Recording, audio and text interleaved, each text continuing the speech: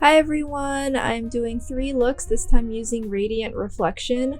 Spoilers, I don't think this is my favorite palette so far. I think this is honestly kind of just okay, but I'll get into the details later.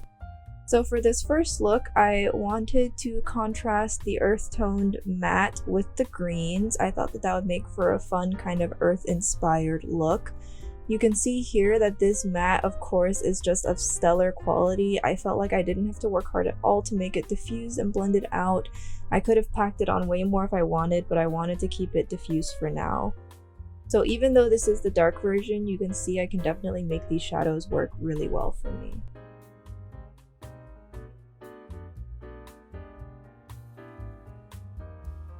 Next, I wanted to start working in the greens.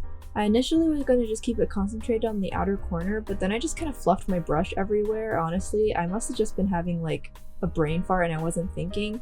So it kind of looks a little bit muddy, but it will get rescued later, don't worry.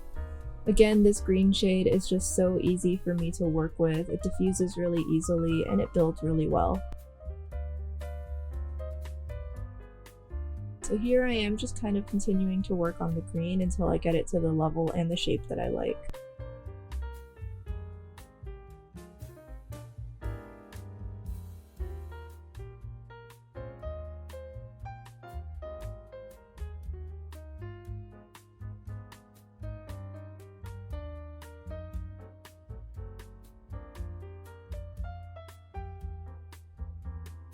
Now I'm going to pack on more of that earthy toned matte so that it can get more intense. This will kind of combat the muddiness because it'll cover up the green that I accidentally just kind of put everywhere. You can see that it's now going to build up to a much more intense look.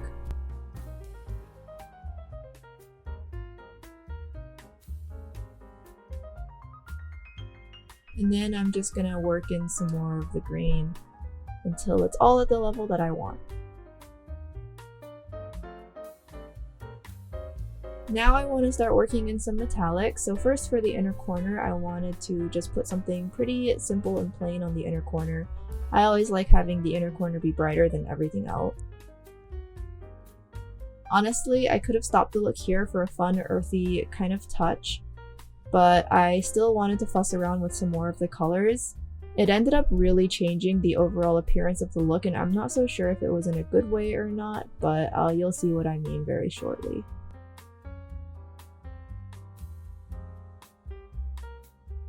Now I'm taking Jealousy's Descent, and here's where the look is going to start changing because now you can see I'm covering up the majority of that earth tone matte with a green shimmer. This is going to make the look have a lot less color contrast because now the matte is only peeking up at the top. I'm not really so sure if this was a good idea. After I started putting the shimmer on, of course, there wasn't really any going back. But it was more that I wanted to just fuss around with all the colors and just play around. So to kind of add that color contrast back in, I'm gonna go over the very top of the look, pretty much right up to my brow with that earth tone matte again. Just because I didn't want to completely lose the idea of having those two colors. Now I'm just touching up the outer corner again.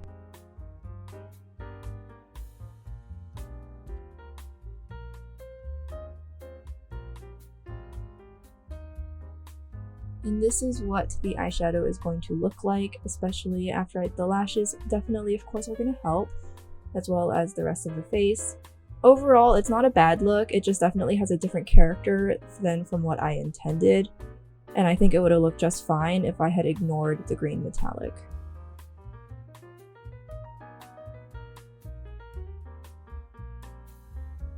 Alright, so this second look is where I really started to run into problems. It wasn't until after I did this look and was so frustrated that I actually decided to reread Temptalia's blog posts about all the shades, and I read that this is one of the shades that is meant to be used wet. This shade right here just had the most fallout I have seen in such a long time.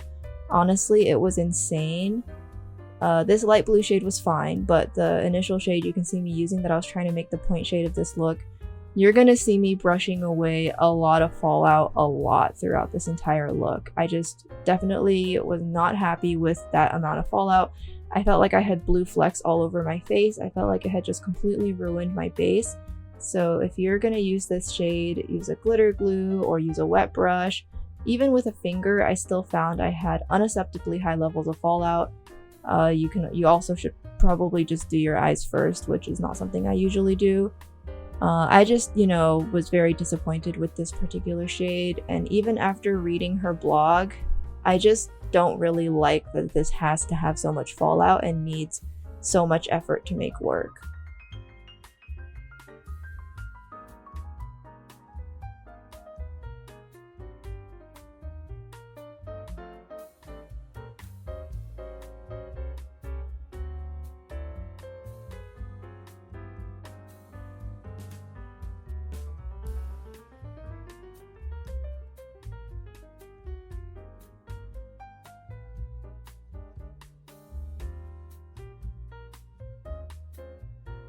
So here's what it's looking like so far, and now I wanted to use this shade as eyeliner, and this shade also, I don't know what it is with me and dark colored metallics, but this shade also just had crazy amounts of fallout, and as I started pushing it into my eyelid, it would dislodge the blue eyeshadow I had laid down earlier, causing fallout from that too, and it just was a giant mess.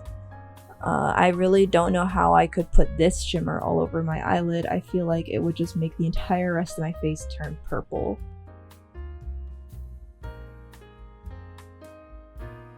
I also wanted to go ahead and add a little bit of the shade Temptalia on the middle just for a little bit of kind of sparkle and highlight and just like a little bit of like a gradient interest. But as I added this shade on, it also dislodged other particles and made them fall too.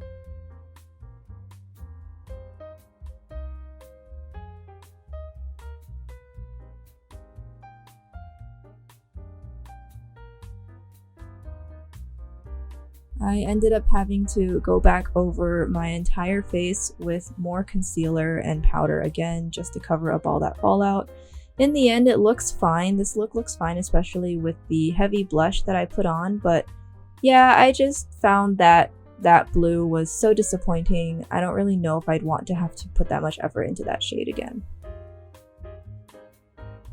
This last look, I focused on the pinkier side of the palette. Now this side of the palette is absolutely completely fine. You can see I'm using this dark matte here, but I'm diffusing it out so much that it becomes like a lighter transition shade, and it was so easy for me to do that, so easy to accomplish. This half of the palette is honestly fine. I have no complaints here. I feel like those 6 shades could have been their own palette. It would have been great.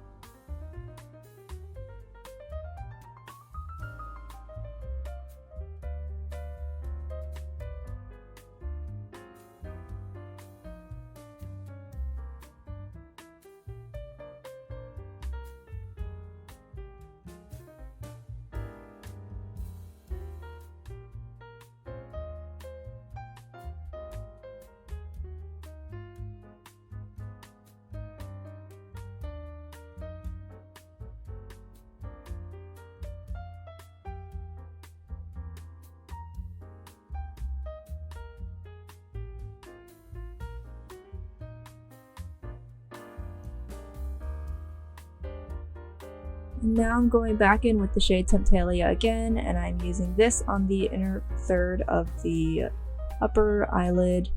It is such a pretty shade. I love it a lot.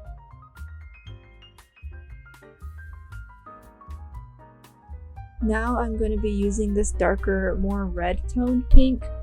And again, it's just so pretty, and I just sweep this all across my upper eyelid, kind of sticking within the bounds of the matte. And I just end up with a really pretty look that is intense, but at the same time really soft. I personally consider this to be something incredibly wearable, very daytime appropriate for me. I would have no issue wearing this out. I think this is such a pretty look so far. This definitely is kind of one of my favorite looks I've done with this palette.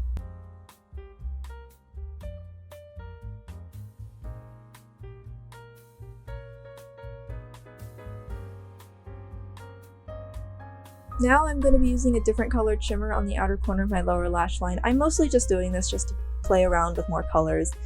You could have used the exact same one on the upper lash line and just mirrored it down. I just kind of wanted to have fun using all the shades in this palette.